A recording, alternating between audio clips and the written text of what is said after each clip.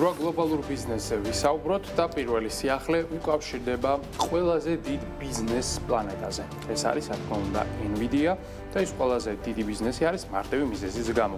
მისი საბაზრო კაპიტალიზაცია ამჟამად არის $5 ტრილიონი.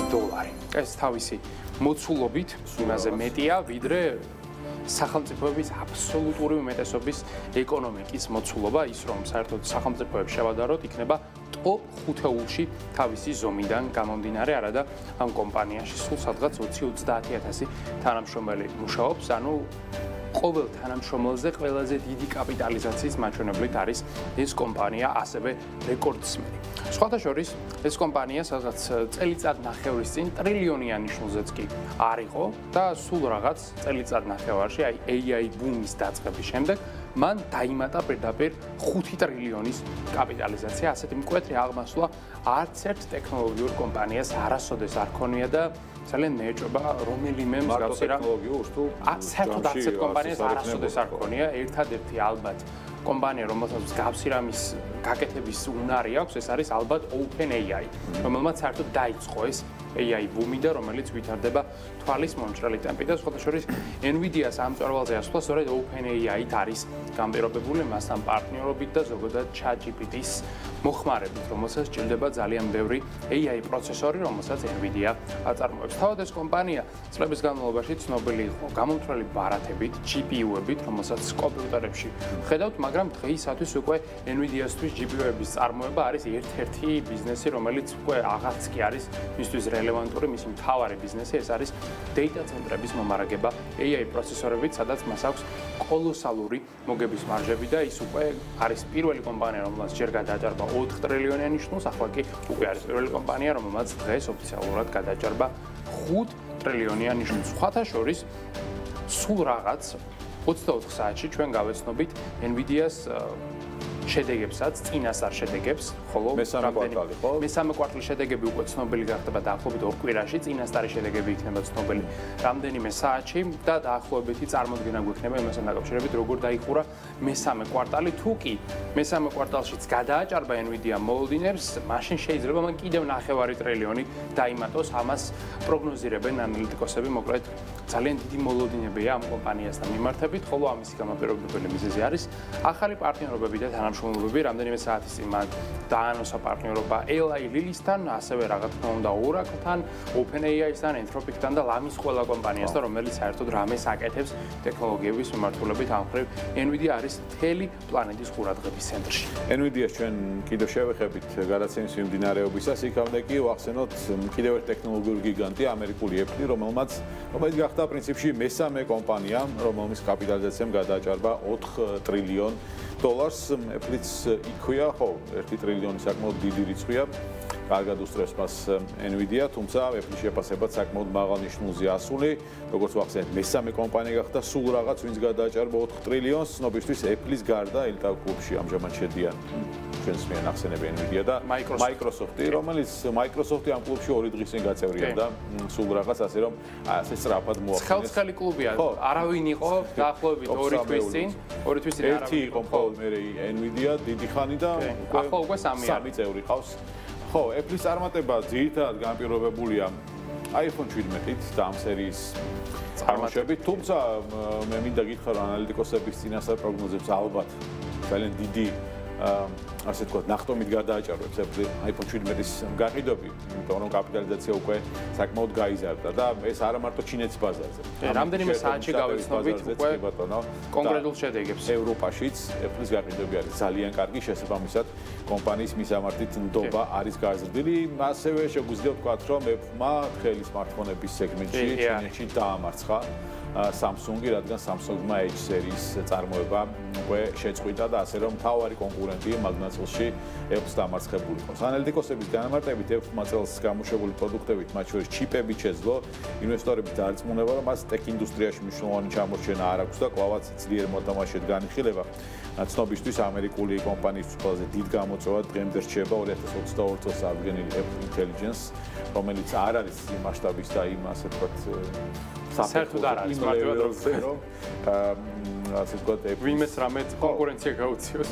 Apple-ს არ ეკადრება მოკლედ ამ ტიპის ხელოვნური ინტელექტის მიმართულება და ტექნომიმართულება, თუმცა არის ინფორმაცია, რომ Apple აქტიურად მუშაობს მის განვითარებაზე და უკვე მომავალ წლებში მის საკმაოდ მნიშვნელოვან ადგილს დაიკავებს მსოფლიო გლობალურ ინდუსტრიაში. ხო, შენ ახსენე აქ Microsoft-ით, რომელიც გარკვეულწილად Apple-ის ერთ-ერთი მთავარი კონკურენტია კომპიუტერების ბაზარზე, თუ არ ყიდულობ Mac-ს, ყიდულობ Windows მოწყობილობას და Microsoft-იც უკვე არის 4 ტრილიონიანი კომპანია, ის სწორედ 2 დღის წინ გაწევრიანდა ამ კლუბში და მისი დაწინაურება უკავშირდება ჯერ მალე გასაჯაროებელ ფინანსურ შედეგებს, რომელსაც ხვალ უკვე გავეცნობით, ასევე იმ ფაქტს, რომ OpenAI-სთან ისტორიული მნიშვნელობის შეთანხმება გაფორმდა, ეს შეთანხმება იმას ნიშნავს, რომ OpenAI გახდება საჯარო სარგებლის მიღებაზე ორიენტირებული კომპანია, ძალიან უცნაური დეფინიცია აქვს, PBC იქნება ის, და არც უბრალოდ მოგებაზე ორიენტირებული კომპანია და ამ კომპანიაში მას, ანუ Microsoft-ს იქნება 27%-იანი წილი,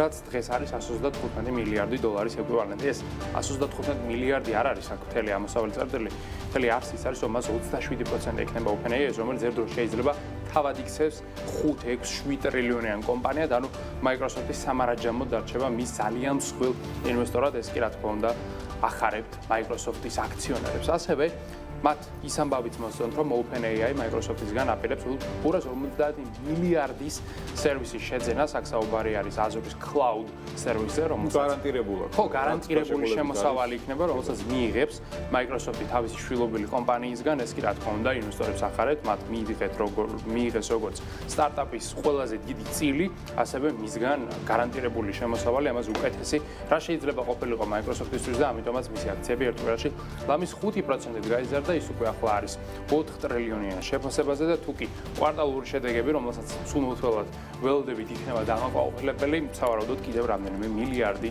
იქნება ზრდის მაჩვენებელიც. OpenAI არის შემდეგი ამბავის გმირიც, რომელიც უნდა მოყვეთ, ეს არის ცნობილ სახეებთან კომუნიკაციის პლატფორმა Cameo, რომელმაც მოქმედი სტარტაპის წინააღმდეგ სარჩელი შეიტანა. როგორც კალიფორნიის სასამართლოსთვის წარდგენილ საქმეშია განმარტებული პრობლემას ხნის OpenAI-ის ახალი აპლიკაცია, სორაში წარდგენილი სექცია Cameo, რომელიც მომხმარებელს არა მარტო საკუთარი თავის, არამედ ცნობილი ადამიანების მონაწილეობით ვიდეოების გენერირების საშუალებას აძლევს, ანუ პრაქტიკულად იგივე ფუნქცია აქვს, უბრალოდ ხელოვნური ინტელექტის საშუალებით, როგორც ჩვეულებრივ Cameo-ს. პლატფორმის უფლებადამცველების თქმით, იგივე სახელის გამოყენება მომხმარებელს დააბნევს და თავად Cameo-ს ბრენდს დააზიანებს. კომპანიის წარმომადგენლებმა ასევე განაცხადეს, რომ საკითხის მოგვარება კულუარულად სადეს, პირდაპირ ჯიგრული კომუნიკაცია ჰქონდათ OpenAI-სთან, მაგრამ მათგან არანაირი გამოხმაურება არ მოჰყოლია მათ კომუნიკაციას, ამიტომ სასამართლოს გზით წასვლა არჩიეს. თუ უახერხებს Cameo და მოიგებს ამ სასამართლო პროცესს, OpenAI-ს მოუწევს, რომ ჯერ ერთი შეუცვალოს სახელი თავის ახალ ინსტრუმენტს და მეორე საკმაოდ მსხვილი კომპენსაცია გადაუხადოს. თუმცა აქვე OpenAI-მ გააკეთა ამ თემასთან დაკავშირებით განმარტება და თქვა, რომ Cameo-ს მსგავს ყოველდღიურ სიტყვებზე ექსკლუზიური საავტორო უფლება არც ერთ კომპანიას არ უნდა ჰქონდესო, ამ პოზიციას დაიცავენ ალბათ ისინი სასამართლოში.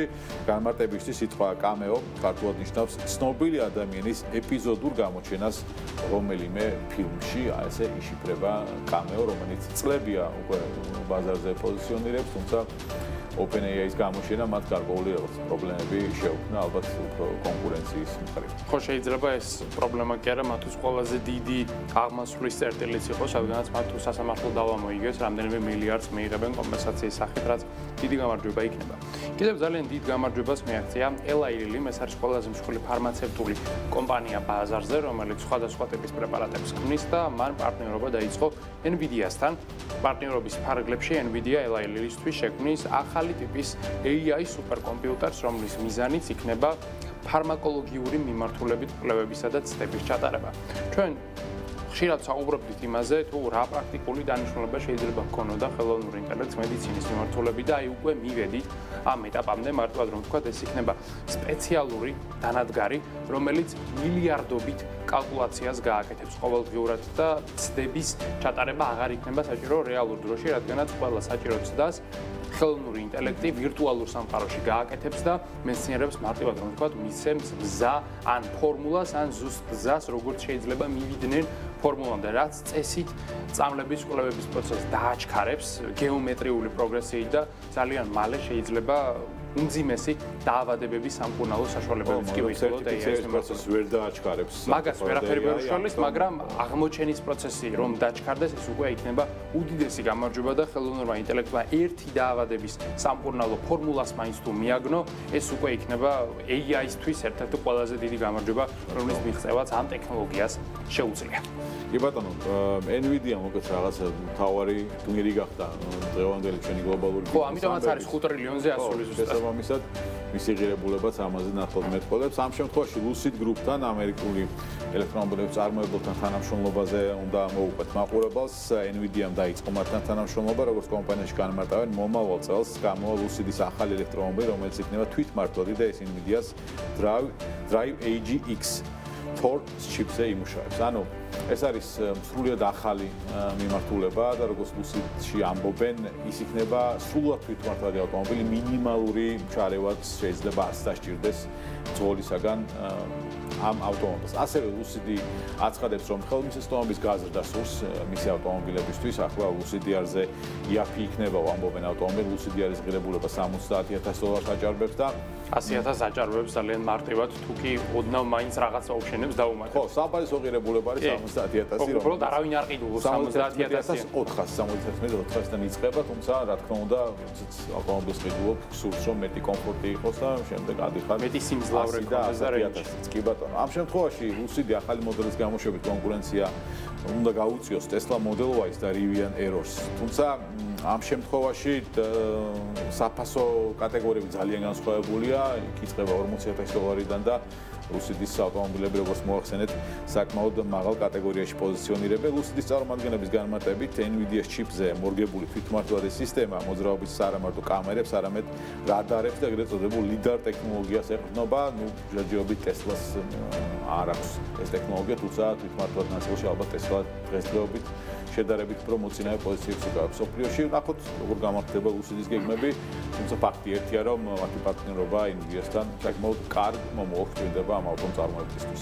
კიდევ სიახლე აქვს Amazon-ს, მისი მიმართულება AWS-ი გეგმავს 2021 წლამდე სამხრეთ კორეაში $5 მილიარდი ინვესტირებას, ეს თანხა მოხმარდება ახალი დეიტა ცენტრის და ინდუსტრიული ჰაბის განვითარებას ქვეყანაში და სამხრეთ კორეა სიმბოლურად არის შერჩეული, სწორედაც აი ტრამპის ვიზიტს ემთხვევა, სწორედ ამ ინვესტიციის დაანონსება, ამასაც ტრამპი თავის უდიდეს გამარჯვებად მიიწერს დიდი ვარაუდით, ხოლო სტრატეგიულ მიზანს რაც შეეხება Amazon-ს სურს აზიის რეგიონში განვითარება და სამხრეთ კორეა არის პრინციპში საუკეთესო ქვეყანა ამ მიმართულებით ტექნოლოგიურად ზე განვითარებული სახელმწიფოა, რომელიც გეოგრაფიული ლოკაციიდან გამომდინარე ბევრ ქვეყანას და ზონას ფარავს, შესაბამისად Amazon-ს აქვს ინტერესები სამხრეთ კორეაში და ზოგადად სამხრეთ კორეა ბევრი AI და cloud კომპანიისათვის საინტერესო სახელმწიფოა, მათ შორის თავად კორეული კომპანიები ამ მიმართულებით ლიდერები არიან. ერთ-ერთი პირველი კომპანია, რომელმაც კომერციული AI გამოაჩინა ბაზარზე, ეს იყო Samsung-ი